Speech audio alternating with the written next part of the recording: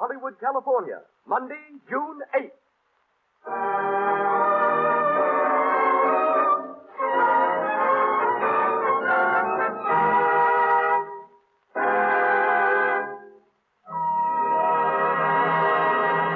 The Lux Radio Theater, presented from its new home on Hollywood Boulevard, Hollywood, California.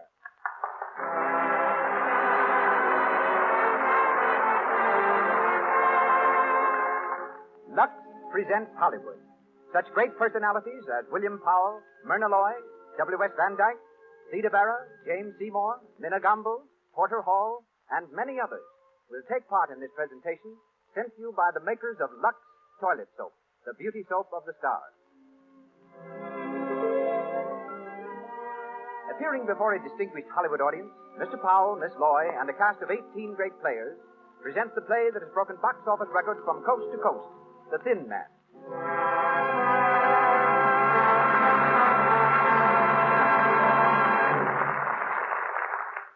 And as producer tonight, we present the director who did The Thin Man on the screen, together with such triumphs as Naughty Marietta, Trader Horn, Rose Marie, I Live My Life, and countless other smash hit pictures. Mr. W.S. Van Dyke. Mr. Van Dyke.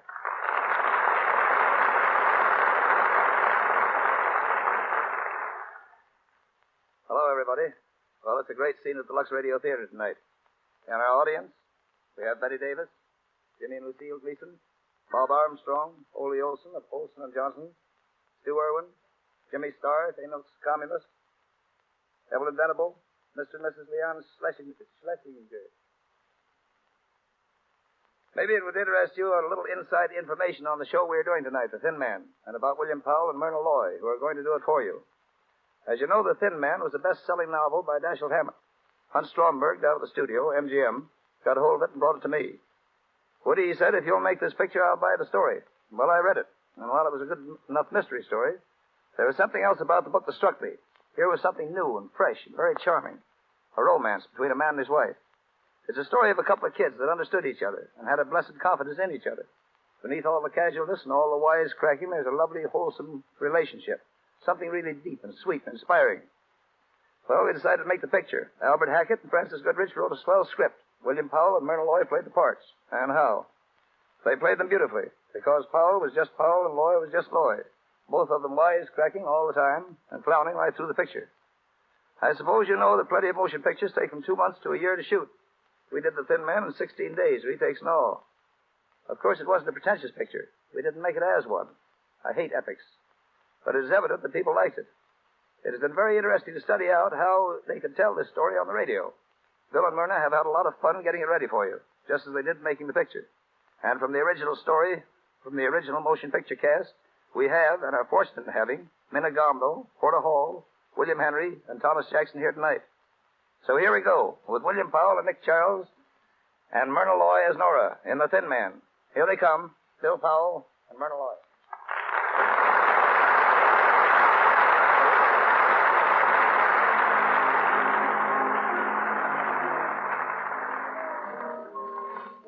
We're in a fashionable cafe, Montmartre, New York City.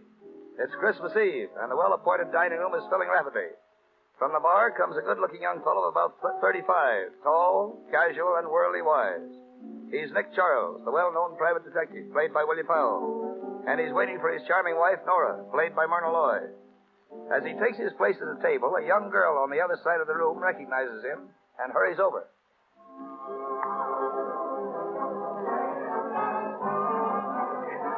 I beg your pardon. Aren't you Mr. Nick Charles, the detective? Yes, I'm Nick Charles. I thought I recognized you. My name is Dorothy Winans. Oh, yes? How do you do? Do you mind if I sit down for a No, moment? but I'm expecting my wife in a few minutes. You don't mind explaining your presence to her? Oh, of course. That's my fiancé over there at the other table. Oh, well, that makes everything all right, doesn't it? Sit down. Thank you. Your name is, Dorothy Winans. I'm Clyde Winans' daughter. Clyde Winans. Oh, yes, of course. Your father was having some trouble about one of his inventions a few years ago. I handled the case for him. I know. That's why I want to speak to you now. Oh. Well, I'm not practicing anymore, Miss Winans. You see, I've retired. Please, Mr. Charles, I need you. Oh. What seems to be the trouble? It's Dad. He went away about 3 months ago, and I haven't heard from him. Not a word. I'm worried sick.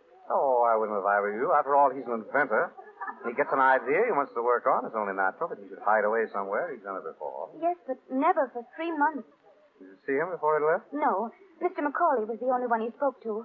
Well, Macaulay and Julia Wolfe. She's Dad's secretary. Julia Wolfe. Yes, I believe I've met her. Macaulay is your father's lawyer, isn't he? Yes. His lawyer and his secretary both speak to him before he leaves, but no one knows where he went. He wouldn't tell them. What about your mother? He wouldn't tell her either? No. Mother and Dad aren't... They haven't seen each other for some time. Oh, I see. Well, I don't know just what I can do for you. Why don't you speak to Macaulay? Maybe he's heard from your father and forgotten to let you know. Oh, well, I'll call him now. That's a girl. Let me know how it turns out, will you? Of course. I'll be back in a few minutes. I'll be here. Madam, you can't bring that dog in here. Dogs aren't allowed. I'm sorry, madam. I'll be here, Aster. Aster, come here, boy. Here. Down, boy. But, madam, down. it isn't only your dog. We allowed everyone. Oh, here you are. Aster. Quiet, Aster. Quiet. Slow, Nora. I hear you brought the dog. I didn't bring him. He brought me. I think the doorman's mad, miss. Madam, I'm afraid you'll have to take the dog outside. It's all right, Joe. It's my dog and my wife. You might have mentioned me first. But, Mr. Charles, are you sure that... Of course I'm sure. He's well trained. He'll behave himself. nobody might bite someone? No. Only me, Joe. He only bites me. Yes, he's fussy about what he eats. Go ahead, Joe. I'll be responsible for him. Very well, sir. If you say so. There you are, my dear. See what an influential husband you've got? You do stand in with doormen. Mr. Charles. Oh, yes, Dorothy? May I introduce my fiancé, Andy Reed, Mr. Charles? How do you do? How do you do, sir? Any luck, Dorothy? Yes, he's just around the corner. Your father? No, Mr. McCall. We're going to see him now. Oh, fine. Nick? Yes, my dear? Oh, I beg your pardon. Miss Wynant, Mr. Reed, my wife. How do you do? I'm sorry we have to rush, but you'll excuse us, Mr. Charles. Of course. We're to Normandy for a couple of weeks. Why don't you drop around? Thanks, we will. Goodbye. Goodbye. Goodbye, sir. Goodbye, Mrs. Charles. Goodbye. Pretty girl. You like blondes? You got sight? Only you, darling. Lanky brunettes with wicked jaws. Who is she? Dorothy Wynant, daughter of Clyde Wynant. I worked on a case for her father. Some nut wanted to kill him. Charming. What's the matter now? Wynant disappeared. I was afraid something happened to him. Has anything happened to him? My darling wife. How do I know? Funny, though. That secretary of his ought to know something. Secretaries usually do. Who is she? Julia Wolfe. Smart girl, Julia. I always suspected she had some kind of hold on Wynant. That's why he kept her on. Maybe you ought to give her a ring. What for? Oh, just to say hello. Maybe. Want a nickel?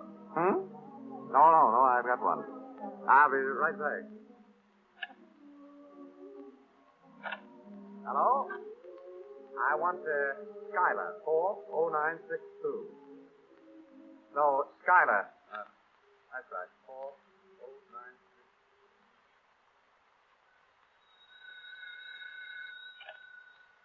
Hello? Yes, Julie Wolfe speaking. Who? Oh, hello, Mr. Charles. Yes? What was it you wanted to... Oh, no, I don't. He didn't tell me. Not a word. I'm sorry. Well, that's all right. Goodbye. Morelli. Coming.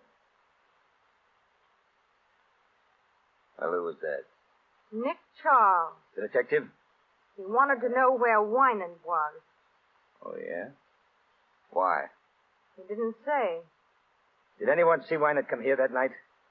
The night you and him had the scrap? I don't know. Oh, no? Well, I guess I'll scram. Wait a minute, Morelli. Where are you going? Oh, taking a little stroll, that's all. If Nick Charles is going to pop up around here, I want to be far away when he does. Ah, don't be a fool, Morelli. Fool, huh? Hey, listen, sister, I got a record 9-inch and to come face to face with no dick. Sit down, Morelli. You need money, don't you? Yeah. What about it? You got some? Plenty.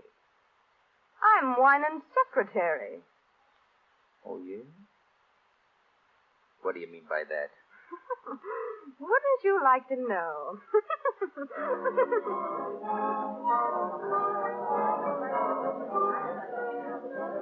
your friends here serve good dinners, Nick. All right. You still didn't tell me what Julia Wolf had to say. Nothing. She didn't know where he was, that's all. Finished? Finished. Let's get out. We'll grab a cab and get back to the hotel. Ready and willing. Where's my purse? Come on, Esther. Joe, call me cab.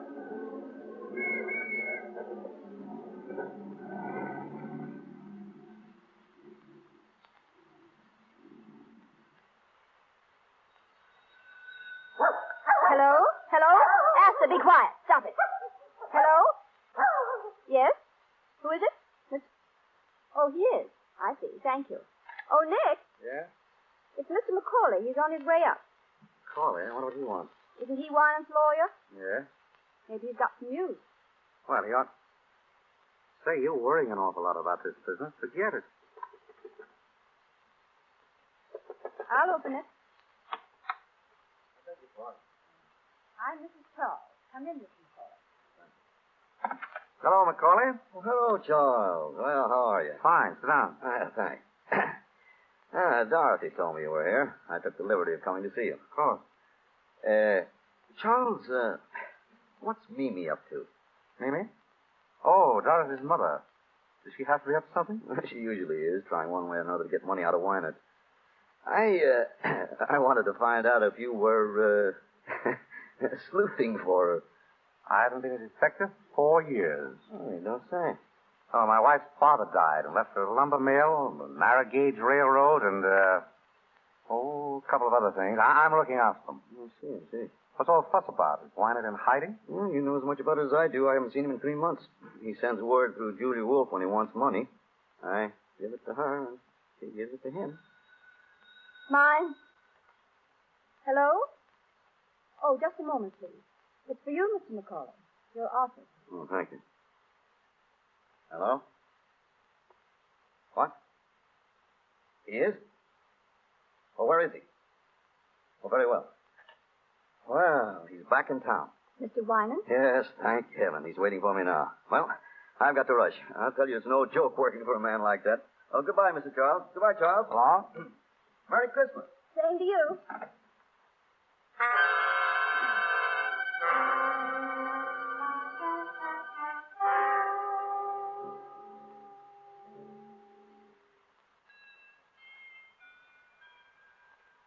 $11:30. Almost Christmas, darling. If that's a hint, you can drop it. You get your present at breakfast, not a minute before. See? You know, Nick, I've been thinking. It's funny the way Wynant popped up all of a sudden. Yes. Wasn't it? You think there's anything behind it? Why should there be? Well, I don't know. It just strikes me as being funny, that's all. You're nearer than I am, darling. Hello? Speaking. Oh, hello, Dorothy. What? What? When? Oh, I see. Well, yes, of course I'll be here. What is it, darling? Darling, what is it? Julia Wolf has just been murdered.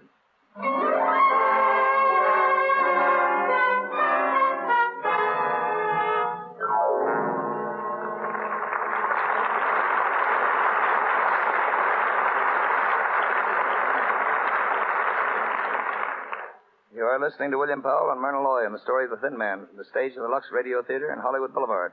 Before we go on with the story of Nick and Nora, we want to take you on a quick tour of Hollywood.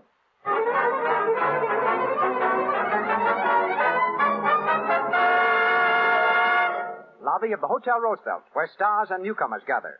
A young actress just breaking into pictures is telling her friend of her success. Well, there's one thing.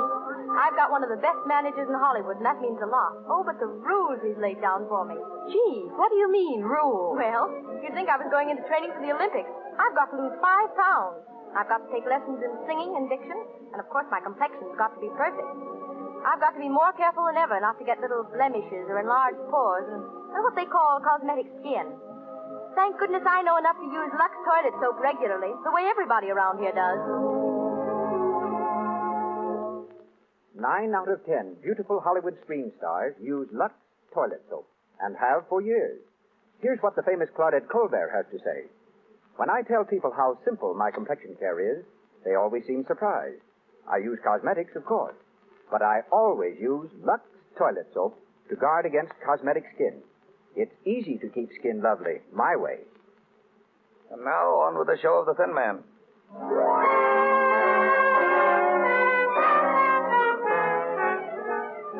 An hour has gone by since Nick heard about the murder of Julia Wolfe. In the living room of their suite at the hotel, Nick and Nora are listening to the radio. A news reporter is broadcasting the latest developments of the case. And here's the latest news of the Julia Wolfe murder. The police have found out that the beautiful blonde secretary was a gangster's girl and is spreading the dragnet for one Joe Morelli, said to be hiding out somewhere in the city. In Paris today, the Chamber of Deputies... Never mind the Chamber of Deputies. Joe Morelli, that's what I wanted to know about. Well, did you get any more information out of headquarters? As much as they had. Julia Wolfe was shot and killed about 9 or 9:30. Body discovered on the floor of a living room a little after 11. Who discovered it?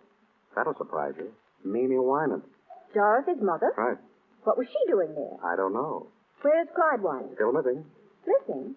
But Macaulay was going to see him. They had an appointment. When I spoke to Macaulay, Wynant never showed up. Nobody knows where he is. It's going to be pretty tough on Dorothy, isn't it? Meaning what? Meaning that it looks as if Clyde Wynant skipped one appointment in order to keep another with Julia Wolfe. You think he killed her? Oh, it's just a guess. You're the detective around here, darling. Oh, that's Dorothy. She said you wanted to see me. Yeah, come in, Dorothy. Thank you. Is anyone here? That's Nora. Have a seat. Oh.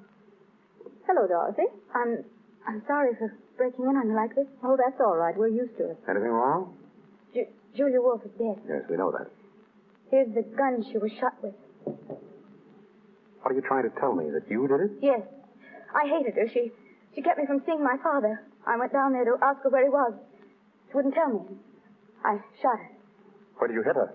Why, in the heart. Pretty good shot you are. What did she do? She fell down. Did she make any sound? Didn't scream? I don't know. Which way did she fall? She fell over backwards. Oh, yes? People fall toward a shot, you know, not back from it. I knew you were lying. Oh. All right, come on, now, brace up. Where did you get this gun? I bought it in a pawn shop. I thought so. Why did you say you did it? Whom are you trying to shield? Oh, please, don't ask me. You got to tell me. Nick, let me handle this, will you? Dorothy, look at me. Nick is trying to help you. Why don't you help him? You were trying to shield your mother, weren't you? No. Your father, then. Dorothy. Yes. My father. Why did you think he did it? Mother was the first one to find Julia Wolfe. She saw something in Julia's hand, and she took it. What was it? A watch chain. It belonged to my father. So you think your father did it? I don't know. Did your mother turn the chain over to the police? No, she kept it. She didn't tell them anything about it. But she showed it to you? Yes. Why did your mother go to Julia Wolfe's apartment in the first place? She went to ask for money. Oh, money again, huh? Yes? Oh, have them come up, please. Who is it? Dorothy, I wonder if you'd mind waiting in the bedroom. Of course. It'll be only a minute. Well, Nick? It's Mimi Wynant. Alone? She's never alone. Dorothy's brother is with her. Screwy college kid. And, some guy by the name of Chris Jorgensen. Jorgensen? Who's he? Macaulay told me about him. A hanger-on type. I think he's after Mimi's dough. But she hasn't any. Maybe that's why she wanted to get some from Julia. I'll take it. Hello. Nick, how are you? Fine. Come in, Mimi. Thank you, Nick. This is my son, Gilbert. How are you? Very well, thank you. And Mr. Chris Jorgensen. He's an old friend of mine. How do you do? How do you do? Sit down. Sit down. My wife. How do you do? Wynant, Gilbert Wynant, and Mr. Jorgensen. How do you do? Well, Mimi? Nick, I've never been in such a state in my life. You know, of course, that I was the one who found Julia Wolfe. So we've heard. Oh, my dear, it was terrible. I walked in and there she was, lying dead on the floor. I meant to ask you, Mother, was there much blood? Gilbert, don't be so morbid. But I'm interested in murders. You know, Mr. Charles, I formed a theory about this one already. That's so. In my opinion, the man who did it... Gilbert, be quiet. You don't know anything about it. Oh, but I do. Be quiet. You were saying, Mrs. Warren, about finding Julia Wolfe. I was simply petrified, and such a mystery. Clyde Wynant's crazy, absolutely crazy to stay away at a time like this. No wonder the police think he had something to do with it. What do you think? Oh, I know he didn't, but I wish I could find him. I have something very important to tell him. And Macaulay won't help at all. He thinks I just want money. Well, don't you? Oh, Nick, you're always teasing. Mrs. Wyman, were you alone when you found Julia Wolfe? Why, of course I was. Wasn't Mr. Jorgensen with you? I? Certainly not. I don't know anything about it. The first word I had that Julia Wolfe was dead was when Mrs. Wyman called me at my club. Oh, she called you? Yes. Why? I beg your pardon. Oh, let's not even talk about it. The thing to do is to find Clyde. And that's what I've come to you for, Nick. You will help me find him, won't you? I'm afraid I can't, Mimi. Oh, Nick, please. Now, Mimi, there are 1,000 detectives in New York. Hire one of them. But Clyde knows you. All you have to do is to get in touch with him and tell him that Mimi says everything is all right, but that I've got to see him. I tell you again, I don't want any part of it. Is that final? Final? Well, if that's the way you feel. You turn up. You just help all you can. Give the police every possible assistance. What do you mean by that? Oh, nothing in particular. Oh. Well, we'll say good night. Good night. I'm sorry I can't help you, Mimi.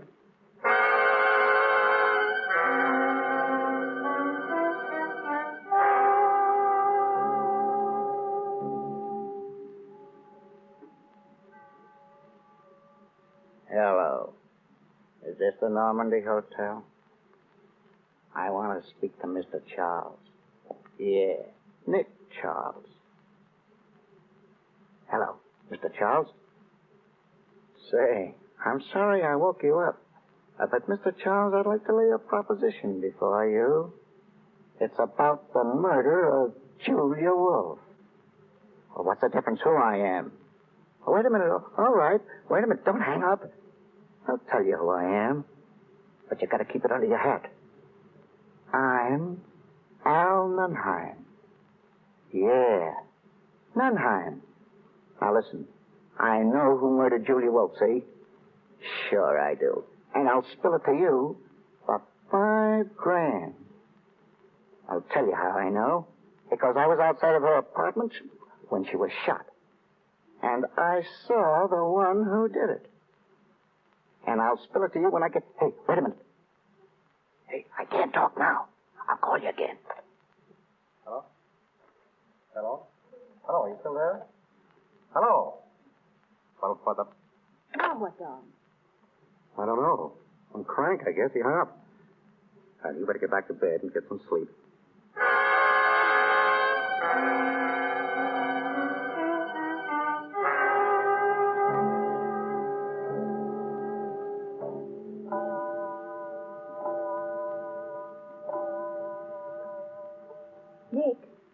Nick, are you asleep? Yes. Good. I want to talk to you. That's jolly. Don't you think you'd like to go back to detecting once in a while just for the fun of it? Can't you get to sleep? No. Everybody says you were a grand detective. They were kidding you. I'd like to see you work. Tomorrow I'll buy you a whole lot of detective stories. Oh, that poor girl's in an awful spot. There's nothing I can do to help her. She thinks you can. It wouldn't hurt you to find out if you could, would it? Darling, my guess is that Wynant killed Julia, and Dorothy knows it. And the police will catch him without my help. Now, please put out the light. I'm tired. Oh, all right. But I'm mad at you. Uh-huh. Hey. Uh-huh. Did you hear a knock? Uh-huh. Shut up, Astor. You want to answer it, Nick? Oh, good Lord. All right, stay in bed. I'll do it myself. Well? Mr. Charles here. Yes? I gotta talk to him right away. What about? What's going on? What's going on? There's someone to see you, Nick. That's great. I was afraid I'd have to go to sleep. Come in. Yeah. How about a chair, Mr. Stay where you are, both of you. I got you covered, so don't move. A stick-up. No, it ain't a stick-up. I gotta talk to you, Mr. Charles. I want you to tell me something, and I want you to give it to me straight. You get me? Do you mind putting that gun down? My wife doesn't care, but I'm a very nervous person. Thank you. All right, shoot. What's on your mind? You don't need to tell me you're tough. I heard about you. I'm Joe Morelli. I've never heard about you. I didn't bump off Julia. All right, you didn't. I haven't seen her in 3 months. We were all washed up. Why tell me? I wouldn't have any reason to hurt her. She was always on the up and up with me. But that dirty little rat, Nunheim, well, he got sore because she liked me and hated him.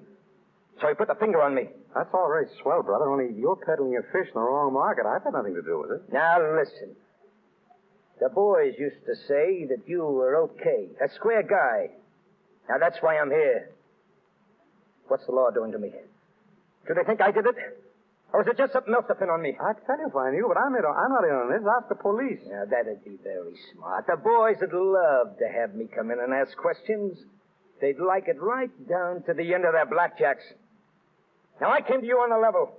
The boys say you're on the level. Be on the level. I'm on the level. If I knew anything, I'd be... Who's that? I don't know. This is your party. Open up. Open up. This is the police. The police? Dirty two-timer. Look out, Nora. Oh! Give me that gun. You rat, I'll show you. Drop that gun. Drop it. You'll double cross me, will you? Come on, drop it. Give it to me. Give me the gun. Grab it. Grab it. Let me go. Let me go, I said. I'll take that gun. Thanks, officer. You almost had me. Get some water, Joe. Nora. Are you all right? Nora. I'm Inspector Guild of the Homicide Squad. You're in a good place, Inspector. Who's that woman on the floor? My wife.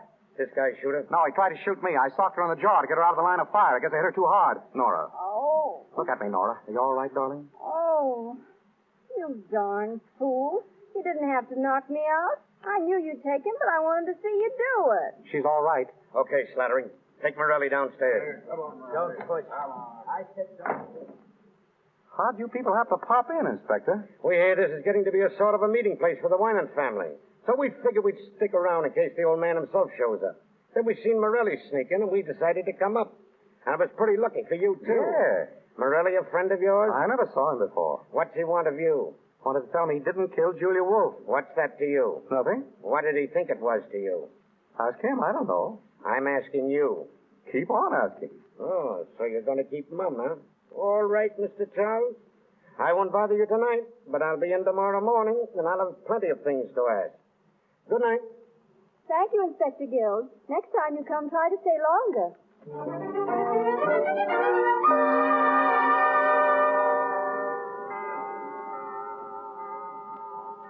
Nick, wake up. It's Christmas. Oh, yeah? Look, here's a telegram for you. It just came. Open it, will you? Probably a touch from somebody. Well? Nick, What is it? it's from Clyde Winans. Listen. Will you take charge of investigation on Julia Wolfe murder? Communicate with Herbert Macaulay. Clyde Winans. Where's it from? Philadelphia. Then he didn't do it, did he, Nick? I don't know. Communicate with Macaulay, huh? All right, we'll ask him up here this morning.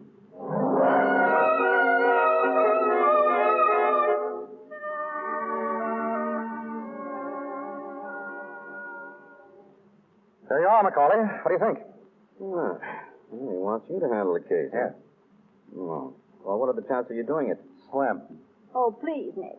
Quiet, dear. I wish you would, Mr. Charles. Would it help any if I could persuade him to meet you? You might. I had word from Wynant myself last night. He gave me a code message to insert in the newspapers in case I wanted to get in touch with him. Wouldn't do any harm. Put it in. I'm sure you could clear this up. Oh, Wynant will only come back. It doesn't look well he's staying away at a time like this. Yes? Oh, just a minute. For you, Mr. Macaulay, police department. Police department. Hello? Where? In Allentown. Yes.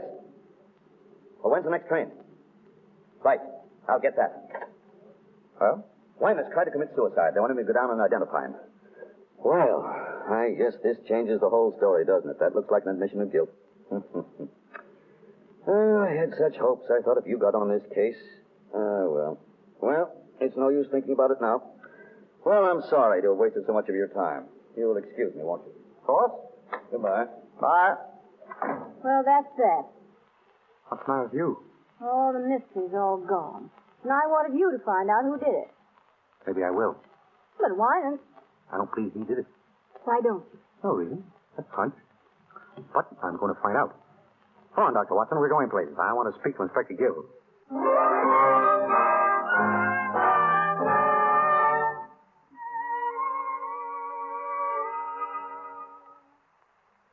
man-to-man, Mr. Charles. Are you working on this case? Man-to-man, Inspector Guild, I'm not. But he's interested. I don't mind telling you, I'd rather have you in on the right side. You mean not on Winant's side? I'd rather have you working with us than against us. So would I. It's a bargain, then. Do you know about the case? I read the paper. What about the suicide? Oh, that's a phony. The men didn't even have to go down. Yeah, I thought it might be. From now on, they're going to think that every thin man over 6 feet with white hair is Winant. Do you think that Wynant did it? It looks like he planned something. He shut up his apartment and his shop. But there's nothing yet to clinch it. 50'll get you 100 that Winant didn't do it. Who's your candidate? I haven't got that far yet. I don't think that everything points to Winant. What about the alibis? They're all okay. Mrs. Winant, the boy, Dorothy, Macaulay, even Morelli. What about Jorgensen? Huh? Oh, I'll check on that.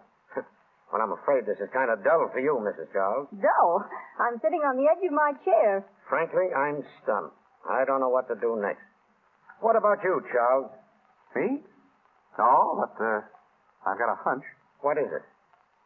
I got a call last night. I thought it was from a crank, but I changed my mind. Whoever it was knew something, and I've got a feeling I'll hear from him again.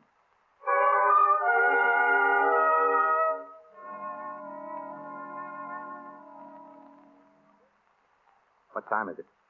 Almost 10. Still waiting to hear from the crank? And how? Here, give me that, quick. Hello? Yes? Yes? This is Nick Charles? Who? Can't hear you. I said I can't hear you. Have to speak louder. I can't speak any louder. Hey, this is Al Nunheim again. You know, I called you last night. Hey, listen. Are you still interested in that proposition? Yeah, huh? All right, then. Now, here's the dope. And get this straight. The man who killed Julia Wolf...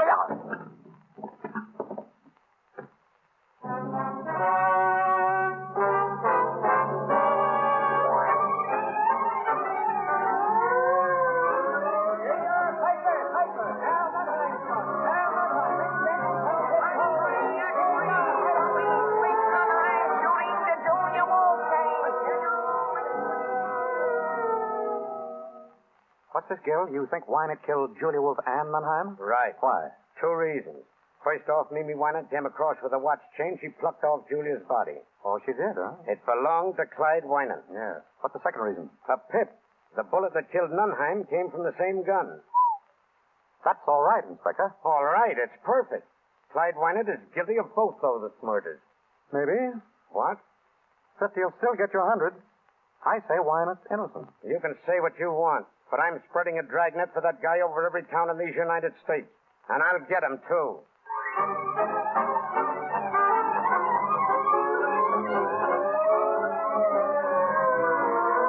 Calling all cars, cover all roads leaving city. Pick up Clyde Winant, tall, thin man, last seen wearing dark blue suit. Clyde Winant. Do you think they'll find him, Nick? He must be in New York. Probably is. Oh, it's getting me down. I saw Dorothy today. Yeah? What? She's broken off her engagement. What for? Oh, don't ask me. She was a little hysterical. Something about not wanting to ruin her fiancé's life. Daughter of a murderer and all that. Oh, poor kid. Well, see you later, darling. Where do you think you're going? I'm going to take us for a walk. He's just been for a walk. We're going sightseeing, aren't we, Esther? Nick, what are you up to? I've got a hunch. I'm going down to look at Winant's shop. I want to find out why it's closed. Well, why shouldn't he close it? He went away. He went away lots of times when I knew him, but he never closed his shop. I've got a hunch something's up. You mean he might be hiding there? I don't know, but this thing's got my goat. I've got to find out. Nick, I won't have you going down there at this hour of the night. He's a crazy man. He might kill you. It'll be all right. I've got Asta to protect me. All right, go on. Go on. See if I care. But it's a dirty trick bringing me all the way to New York just to make me a widow. You wouldn't be a widow long. You bet I wouldn't. Not with all your money. You dogs. Goodbye, darling. Nicky, take care of yourself, won't you? Sure I will. Don't say it that way. Say it as if you meant it. Why, I believe that every woman cares. I don't care. I'm just used to you, that's all. Sure. So long, darling. Come on, Esther. Go on, go on. Goodbye. Call me, darling, please. I'll be waiting to hear from you. Asta, if you let anything happen to him, you'll never wag that tail again.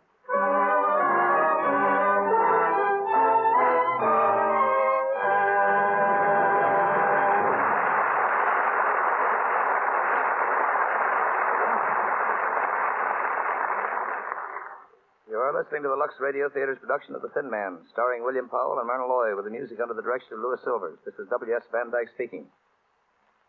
We have here tonight the man who wrote the great picture, Lawyer Man, for Bill Powell here. He's a producer, too, but just on the writing end. He's done many great pictures, 42nd Street, The Gold Diggers, King of Burlesque, and lots of others, including an original musical, Ladies in London, which you'll be seeing soon.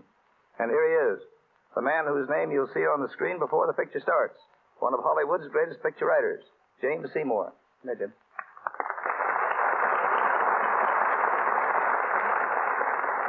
Thanks, Woody. I've been a movie writer for 10 years. That's the first kind word anybody has said to me. Listen, Jim. The average person thinks a movie writer is a fellow that sits by himself at a typewriter, hammers out a lot of dialogue, and hands it in. Would you like to correct that impression? I certainly would. Nobody works alone and by himself to make a picture. It's a matter of constant cooperation between producer, director, technician, actors, and the writers. Some of the best story ideas come out of the conferences. Jim, how many writers would you say there are on an average picture? Plenty. Believe it or not, I've seen pictures where there were more writers than actors.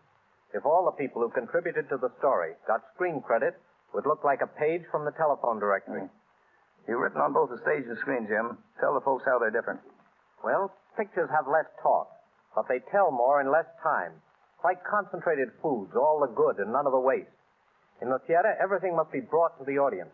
On the screen, you take your audience wherever the camera can go. And here's another important point that comes right back to your Lux Radio Theater. On the stage, the star just enters. But on the screen, she's introduced with a big close-up. A picture of the star's face many times larger than life-size. Every time a movie star's complexion is mentioned in this Lux Radio Theater, I think of those close-ups. Those stars just have to be beautiful. And they found that Lux Toilet Soap helps them look their best. Producers know it, too. And that's why it's the official soap in all the great studios in Hollywood. Right, Woody? Right on the nose, Jim. Thanks for coming over. Thanks for asking me. Good night. Good night, Jim.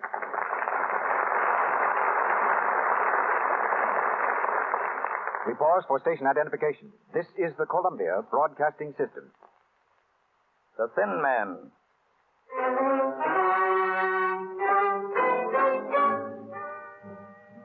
Nick is on his way to Clyde Winer's deserted laboratory.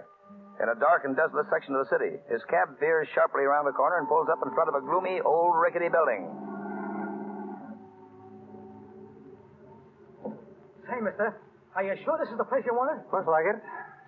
Come on, Asper, jump. How much owe you? $1.20. Or do you want me to wait? No, never mind. Oh, that's good. You know, this ain't no neighborhood to be in at 2 o'clock in the morning. I want to get out of here. There you are. Thanks. So long. Come on, Asper. Come on, what's up with you?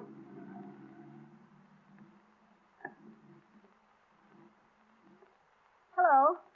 Nora, what are you doing here? I beat you down. I want to go with you, Nick. Now, listen. No. You're not going in that place alone, and that settles it.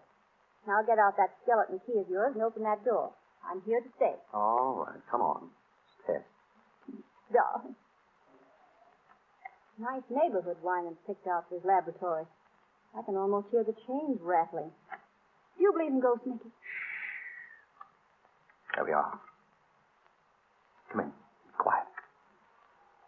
Nick, it's dark in here. I've got a flashlight. We'd like to close the door. Shh. Master, shut up. Go on, Nora. Which way? Straight ahead. Till you get the layout of the place. Looks awfully big to me. You can't even see into the corners. And don't let the shadows frighten you. Who's from? Hold it. What's the matter? This looks like Winant's work table. More like a slab in a morgue. Look, Nick. There's a cement floor all around. Yeah, probably a lot of weight goes on that table. Come on. Where to now? There's an old desk over there on the wall. I want to take a look at it. What do you expect to find? Darling, if I knew what I'd find, I wouldn't be... Nick. Look at Nick. There's a loose board, I guess. It sounds like somebody was walking over that way. Oh, just your imagination. There's no one in here but us. No. What about Wyman? This is his workshop. Why couldn't he be hiding out here? What's that? Asta. Asta, come here. She's scratching on the cement around the work table. Asta, stop it. Stop it. Did you hear what I said, Asta? Nick, look at him. He's after something. I've seen him scratch the ground like that when he was looking for... Asta? Nora, look. Look at this. New cement. Listen. Nick. It's hollow. I wonder if I could find something to dig it up. There's an iron bar on the table. I just saw it. Here it is. Ah, good. Now, if I just knock a hole in that cement, we'll find out what's under there. Oh, Nick, I'm scared. Asta, quiet. You can keep away, Nora. Asta, come here. Once more. Look. There she goes. I'm through the cement. Now. Asta, get away from there. Get away. Nick, what is it? What's he after? We must get Inspector Gill here. What's under there? A body. Must have been there for weeks. Oh, Nick.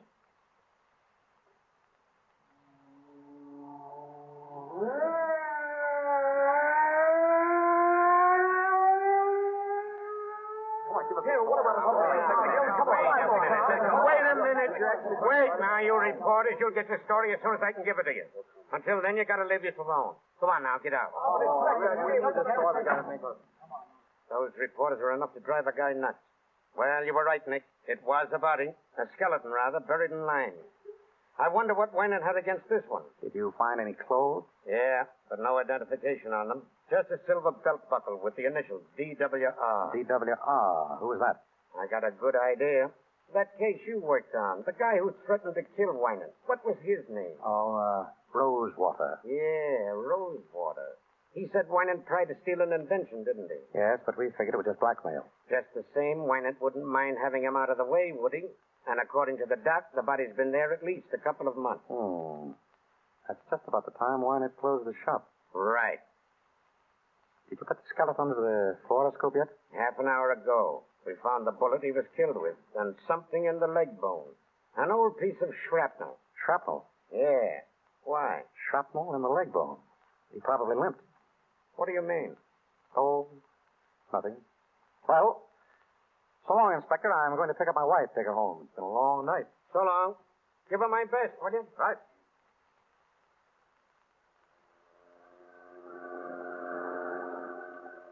Where are we going, Nick? Back to the hotel, my sweet. Pack our bags and take a nice trip somewhere. A trip? Oh, no. My soul, woman, I gave you 3 murders and you aren't satisfied. I want you to stay and find one. I did find him. What do you mean? He was down in the shop. Nick. It was his body that was buried there. Wynant's body? Yeah. But they all said it was Rosewater. Oh, that's what they think. What makes you so sure it's Wynant's body? Several things. Clothes, for instance. They were carefully preserved. And the body was just carefully destroyed. The person that killed him counted on one thing, that all skeletons look alike. Well, don't they? Sure. But I remember that Wynant had some shrapnel in his shin. They found it under the fluoroscope. How long has he been dead? A couple of months, anyway. Then he couldn't have committed those other murders. Smart gal.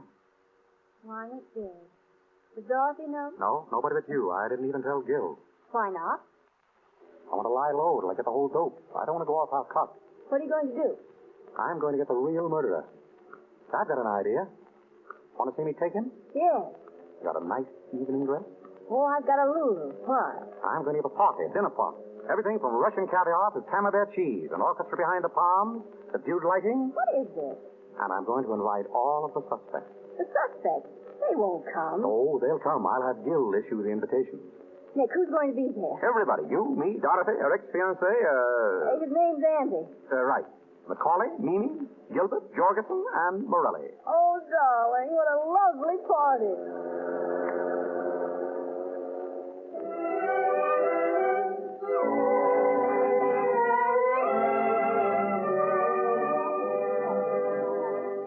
All right, when's the big hour? Good evening, everybody. Mr. Charles, what is the meaning of this? The meaning of what, Mimi? Why were we all rounded up like common criminals and brought to the sitter? To eat, Mimi, and talk. Will everyone please be seated? Dorothy here. Thank you. Andy, next to her, please. Oh, but Mr. Charles, Please. Very well. Mimi on the other side of Andy. Mr. Jorgensen over there, please. Very kind, Mr. Charles. Not at all. Mr. Macaulay next. Of course. Morelli? What? Right where you are. Now, say, listen. Sit down. And, Gilbert, you can sit just opposite Mama. Mr. Charles, I have a theory. We'll listen to it later. Inspector Guild, you and your men will stand by the door, please. Sure. Fine. Now, Nora, if you'll sit here by me. Delighted, Mr. Charles. Pleasure, Mrs. Charles. Now, we're all ready to begin. Will you please pass the celery, Mrs. Weiner? No, I will not. I demand to know why we are here. Before dinner? All right. I've got some important news. I've seen Wynant. You Level? Certainly, I mean it. That's nothing. I saw him myself Yes, Mimi? When? last night. He came to see me in my apartment. Oh, did he? What did he say? He didn't say very much. He wanted to know how I was and how the children were. I'm afraid you're lying, Mimi. You see, I really did see Wynant last night. Are you kidding? No, Why didn't you tell me? Why didn't you hold him? because I found out for certain that he didn't commit the murders. You know that's Now, wait a minute. Let him have his say. Thank you. Morelli, you knew Julia. Was she jipping Wynant? Taking dough on the sly? Well, she don't say she is, but I figure she is, yeah. Thank you. Now I'll tell you why I know Wynant didn't commit those murders. 3 months ago, Wynant found out that Julia was cheating him and was splitting with some man. He went to find the man, and he did. That man was desperate. He knew that he was caught dead to rights. And at prison, staring him in the face, he took the only way out. He killed Wynant. Oh, Terrible to tell you this way, Dorothy, but your father's dead. dead, He's been dead for 3 months. dead. Oh. Oh, darling, don't cry. Oh. I know it's terrible, but isn't it really better this way? Oh, Andy. Andy. You'd better take her home, Anne. Yes, oh. Come on, darling. Let them out, Inspector. Oh, open up. Oh, don't cry, darling, please. It'll be all right now. Oh, Oh, this is absurd. How can Clyde be dead? You said yourself you saw him last night. So I did. I saw him lying buried in his shop. You mean that body? Was Wynant. Perfectly absurd. And the murderer is right here in this room tonight. He's sitting at this table. What? Who is it? I don't know. But I thought if we all had a little get-together, we might be able to find out. I'll tell you as much as I know.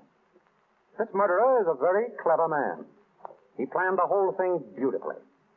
After he killed Wynant, he wired Macaulay, using Wynant's name, and told him to shut up the shop.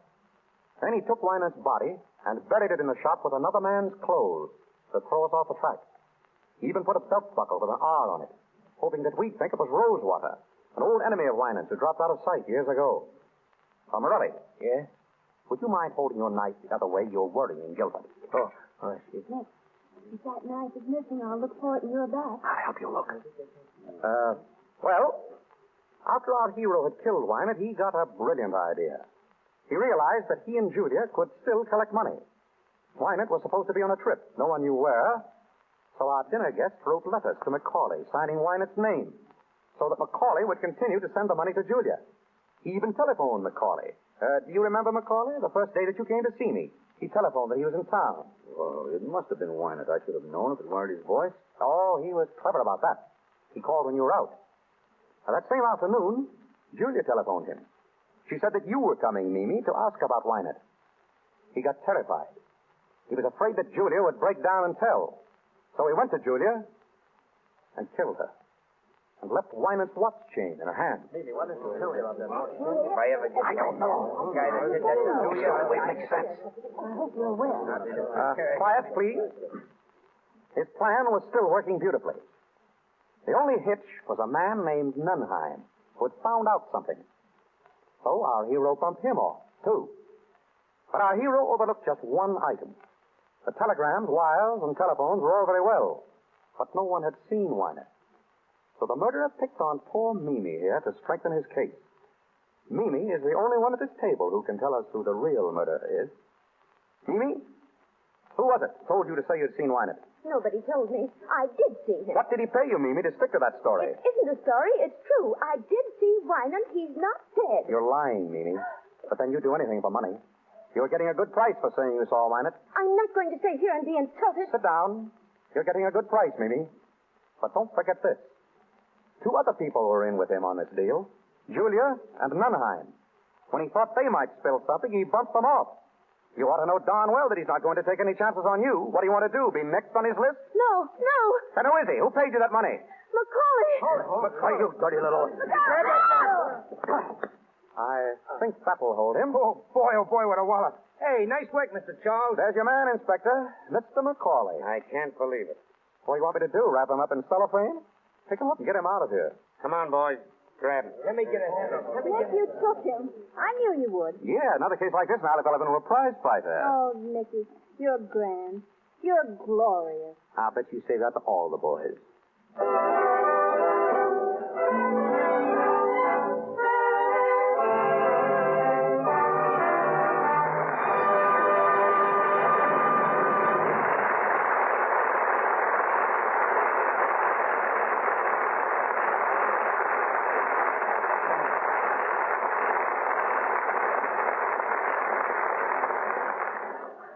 Well, that's that. The story of the Thin Man with William Powell and Myrna Loy. I'm going to get them back out here in a minute to talk to you. As you know, these broadcasts from the Lux Radio Theater are quite an event in Hollywood. And among our many friends here tonight is one of the greatest stars of the silent pictures. I admired her from afar when she was doing such magnificent spectacles as Cleopatra, and I was just an extra. Today, she is the wife of one of our leading film directors. I've known her for many years as a most charming and gracious lady, and I want you to meet her now, Miss Theda Bara.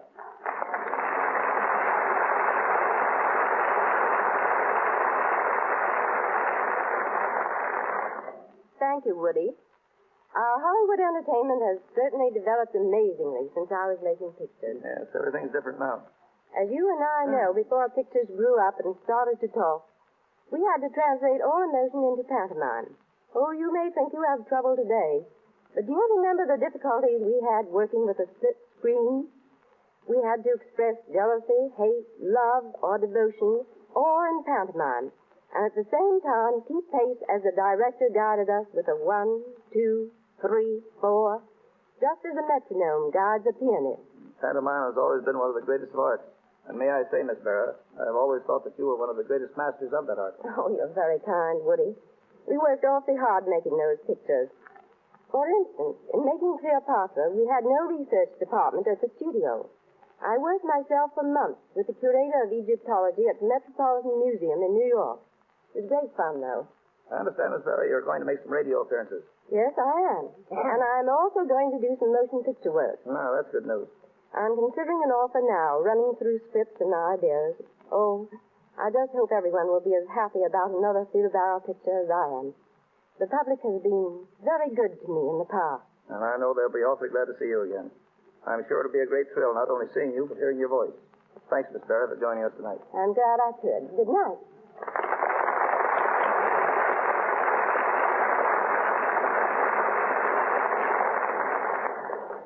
Hearing Theda Bara talk of her plans brings to my mind some other plans I've heard discussed in Hollywood this week. Picture people are talking about Charlie Chaplin's recent statement that he will start work on a new picture very shortly. Miss Paulette Goddard will be starred. Chaplin will write and direct, but will not act in it. A disappointment to many of us. Barbara Stanwyck and Robert Taylor are starting a new picture today, and I'm tickled to death that I got the job directing. It's called His Brother's Wife. Speaking of Bob Taylor, there's a lad who is going places. He's got a great future. And sometime in that future, he's going to do Armand to Greta Garbo's Camille. Bill Powell and Myrna Loy here are interested in the making of MGM's picture, The Good Earth. Louise Rayner, who was with them in The Great Ziegfeld, and Paul Muni are the stars. And now Bill Powell and Myrna Loy are coming out on the stage. Arise, Bill. Myrna.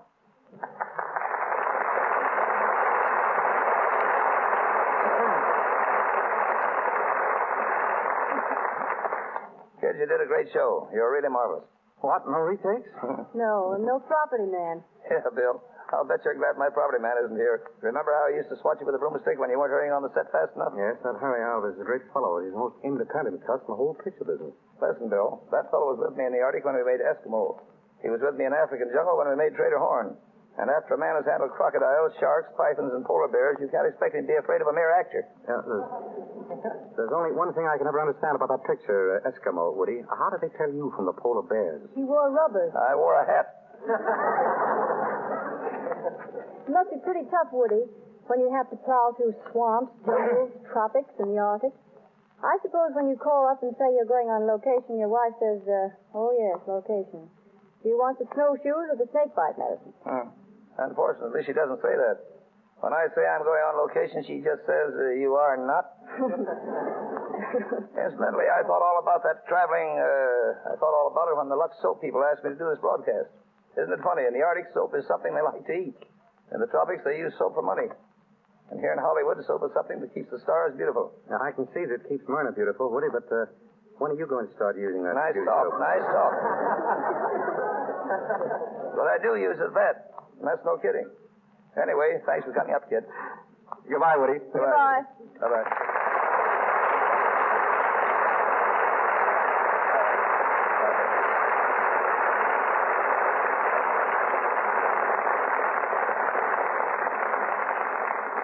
Before I tell you about next week's show, I'm going to ask our announcer, Mr. Ruick, to tell you more about the cast and about Hollywood studios who are cooperating with us. Our cast of characters tonight: Nick, William Powell; Nora, Myrna Loy; Mimi, Minna Gombell; Macaulay, Porter Hall; Dorothy, Barbara Luddy; Gilbert, William Henry; Chris Jorgensen, Bret Morrison; Julia Wolfe, Margaret Brayton; Inspector Guild, Thomas Jackson; Morelli, Wally Maher; Nunheim, Ernie Adams. Our director, W.S. Van Dyke, and our stars, William Powell and Myrna Loy, appeared through courtesy of Metro-Goldwyn-Mayer, as did Mr. William Henry, and Porter Hall through the courtesy of Paramount. The musical director of this program, Mr. Louis Silvers, appears through the kindness of 20th Century Fox. And now, here is your producer, Mr. W.S. Van Dyke. Thanks to all of you in the cast. You did a swell job. Next week, ladies and gentlemen, the Lux Radio Theater is going to have a great show for you, and believe me, Al Jolson and Ruby Keeler are going to be here to appear in Burlesque. It was a smash hit on Broadway and then a great moving picture, and now it's going to make a marvelous radio vehicle for Al Jolson and Ruby Keeler. I think you'll like it.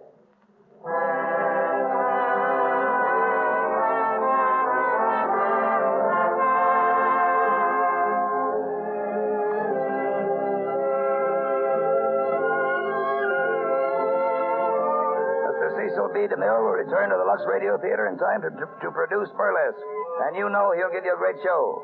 I've enjoyed being with you all, and good night.